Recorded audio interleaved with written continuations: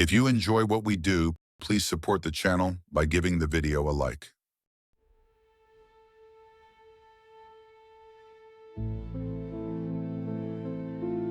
The Witch by Shirley Jackson.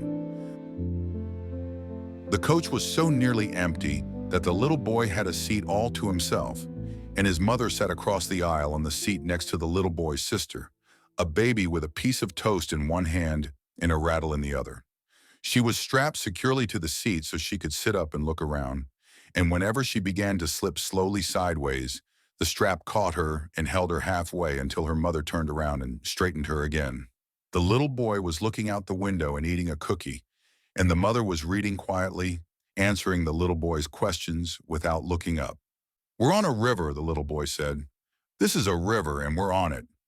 "Fine," his mother said. "We're on a bridge over a river," the little boy said to himself. The few other people in the coach were sitting at the other end of the car. If any of them had occasion to come down the aisle, the little boy would look around and say, "Hi," and the stranger would usually say, "Hi," back, and sometimes ask the little boy if he were enjoying the train ride, or even tell him he was a fine big fellow. These comments annoyed the little boy, and he would turn irritably back to the window. "There's a cow," he would say, or sighing, "How far do we have to go?" "Not much longer now," his mother said each time. Once the baby, who was very quiet and busy with her rattle and her toast, which the mother would renew constantly, fell over too far sideways and banged her head. She began to cry, and for a minute there was noise and movement around the mother's seat. The little boy slid down from his own seat and ran across the aisle to pet his sister's feet and beg her not to cry. And finally the baby laughed and went back to her toast. And the little boy received a lollipop from his mother and went back to the window. "I saw a witch," he said to his mother after a minute. "There was a big old, ugly old, bad old witch outside." "Fine," his mother said. "A big old, ugly witch, and I told her to go away, and she went away," the little boy went on in a quiet narrative to himself. "She came and said, 'I'm going to eat you up.' And I said, 'Oh, no, you're not.' And I chased her away, the bad old mean witch." He stopped talking and looked up as the outside door of the coach opened and a man came in. He was an elderly man with a pleasant face under white hair. His blue suit was only faintly touched by the disarray that comes from a long train trip.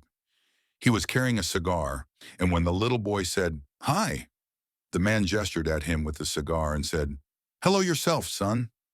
He stopped just beside the little boy's seat and leaned against the back, looking down at the little boy, who craned his neck to look upward. "What you looking for out that window?" the man asked. "Witches," the little boy said promptly. "Bad old mean witches." "I see," the man said. "Find many?" "My father smokes cigars," the little boy said. "All men smoke cigars," the man said. "Someday you'll smoke a cigar too." "I'm a man already," the little boy said. "How old are you?" the man asked. The little boy, at the eternal question, looked at the man suspiciously for a minute and then said, 26, 840, 80. His mother lifted her head from the book. 4, she said, smiling fondly at the little boy. "Is that so?" the man said politely to the little boy. 26. He nodded his head at the mother across the aisle. "Is that your mother?" The little boy leaned forward to look and then said, "Yes, that's her." "What's your name?" the man asked. The little boy looked suspicious again.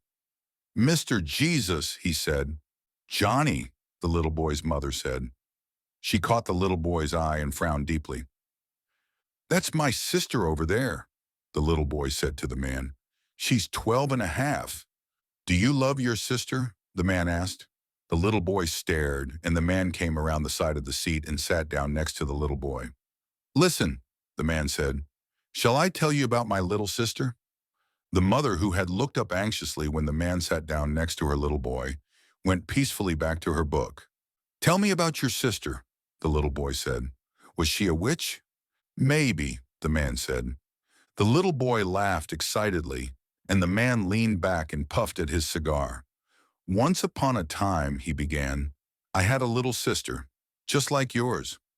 The little boy looked up at the man, nodding at every word.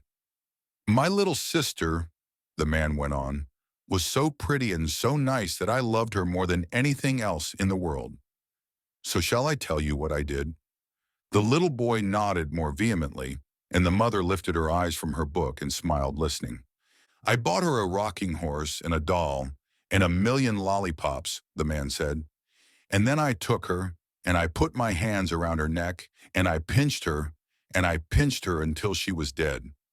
The little boy gasped, and the mother turned around, her smile fading. She opened her mouth and then closed it again as the man went on. And then I took, and I cut her head off, and I took her head. Did you cut her all in pieces? The little boy asked breathlessly. I cut off her head and her hands and her feet and her hair and her nose, the man said, and I hit her with a stick and I killed her.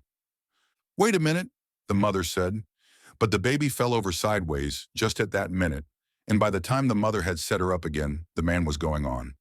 And I took her head and I pulled out all her hair and— Your little sister? The little boy prompted eagerly.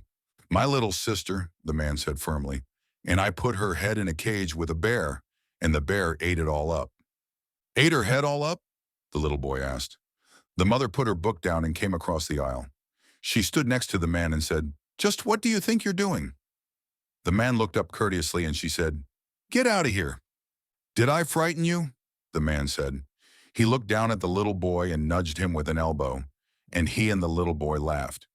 This man cut up his little sister, the little boy said to his mother. I can very easily call the conductor, the mother said to the man. The conductor will eat my mommy, the little boy said.